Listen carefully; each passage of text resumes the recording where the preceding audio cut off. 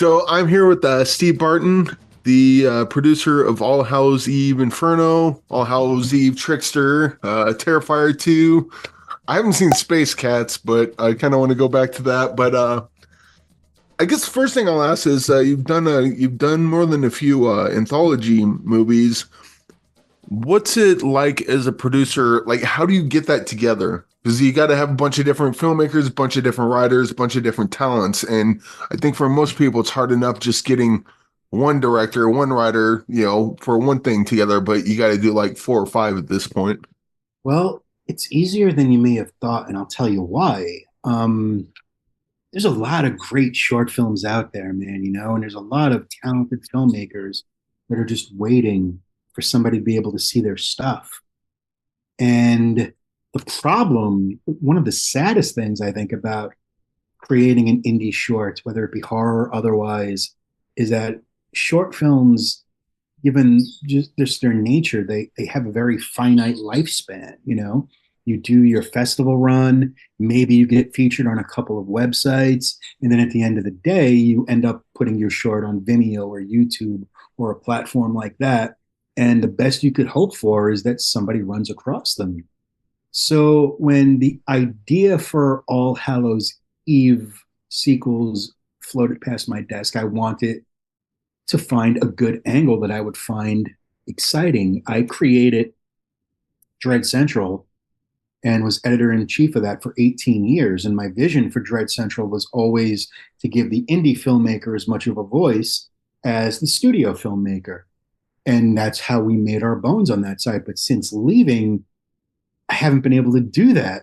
So there was this itch that I have that I wanted to scratch. So when Jesse Baget of Ruthless Pictures approached me about doing another All Hallows Eve, I said, well, let me think about it. And I thought about it for a day. And I called him back and I'm like, this is what we should do. There are so many good short films out there that nobody has seen that are already made.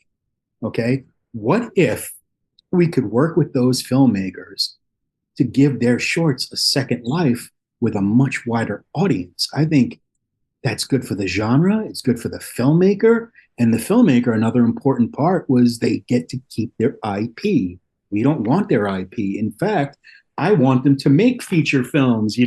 I want to see cool stuff. So yeah, maybe I'm a little selfish for that, but whatever. I love the horror genre. And I love being able to spotlight the work of indie filmmakers. And so I put out a call for short films. I got over 900 submissions. I watched every one of them.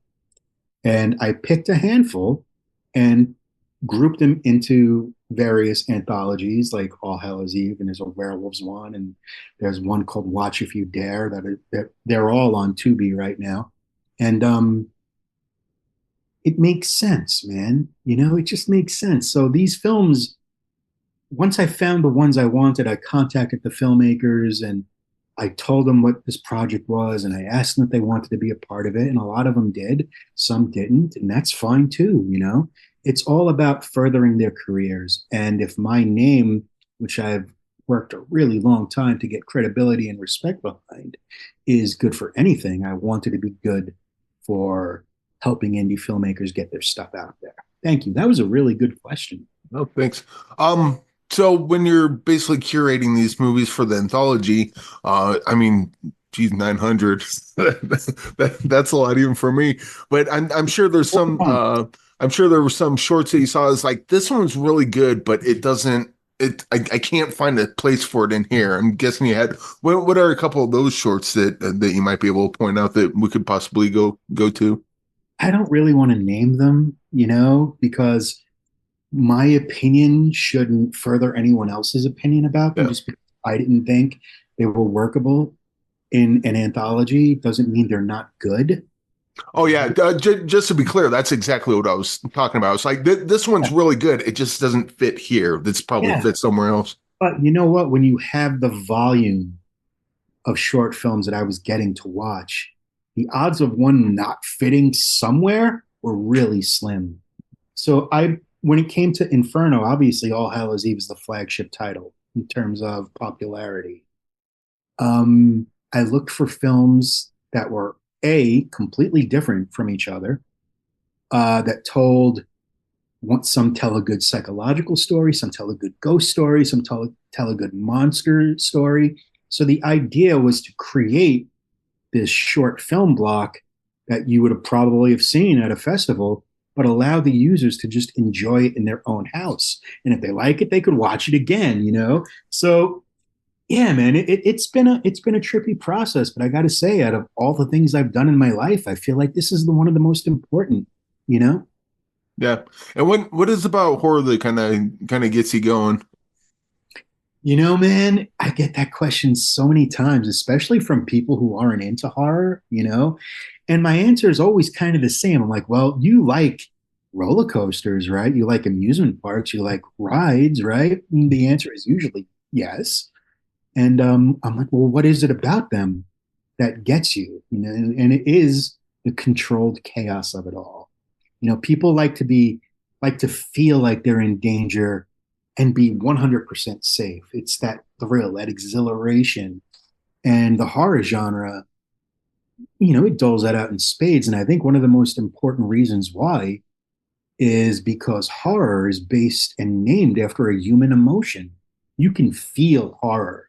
You can be horrified. Something can be funny, but can you feel comedy? I don't know. I guess that's up to the person, but horror to me is a very universal language that's been around since cavemen were painting cave paintings. Yeah. And you worked on Terrifier 2, and Art the Clown came from these All Hallows Eve anthologies. But so I've not seen the one that Art the Clown was in, but I've seen pictures and it looks like a very different one than the Art the Clown that It was it people are was a familiar with today. What was kind of the mutation of that? well, it was in the original All Hallows Eve, which for all intents and purposes was a conglomeration of all of Damien Leone, the wonderful Damien Leone, his short films. And Art the Clown always ended up being a standout character. At that time, he was played by a different actor. You know, the a lot of it is very similar to what he is now and what he's become. And it's definitely in that same thing. But I think the two different actors who have portrayed him have brought their own distinct flavor to it, you know. And David is just incredible in the role, but Mike Gianelli was great too. So it's great that it offers fans and insights of where this character first came from. Like, imagine if there was a short film before Nightmare on Elm Street that featured Freddy Krueger. People would want to see that, right? And All Hallows Eve gives viewers the opportunity to do just that. Yeah. Do you think that affords Arthur Clint, like if David's like, you know what, I've done Arthur Clint, I don't want to do it anymore, it affords someone else a chance to step in since there was already someone different playing it before? I think, Kind of like a Batman thing. You've had different Batman, yeah, so when you yeah. switch Batman, I think that what David brings to the role is irreplaceable. I think it's his mannerisms and the language that he and Damien have with each other to create this grand character in ways that shock and horrify and make you laugh. I think what they have is insanely special. And could someone conceivably assume that role? I mean, I guess eventually, but I don't expect him to be replaced anytime soon. yeah. Well, the All Hallows Eve Inferno is currently out now on Tubi and Fandango. Words, they don't like me sometimes. But I'll leave you with this. Well, I'll end with this. Want to get I mean, you're obviously into horror. You're obviously into kind of digging deep and finding the little gems in the cracks and so on and so forth. What's a movie that you could recommend to our audience that's like that movie's really good? I wish more people would talk about it. That's a great question. There are so many that I love. Um, I would say Deadstream. Deadstream, I believe you could see it on Shutter, and it's definitely on VOD and Voodoo and stuff like that. It's basically like if Evil Dead was a found footage movie, and it's just crazy entertaining. And I hope more people get a chance to check that out. Yeah, that's a great pick. I love that movie. Steve, thanks for joining me today. And yeah, everyone check out All Hallows Eve Inferno. and And tag hopefully me we'll on see. social media, man. Let me know when you do this and I'll share it. Yeah, cool.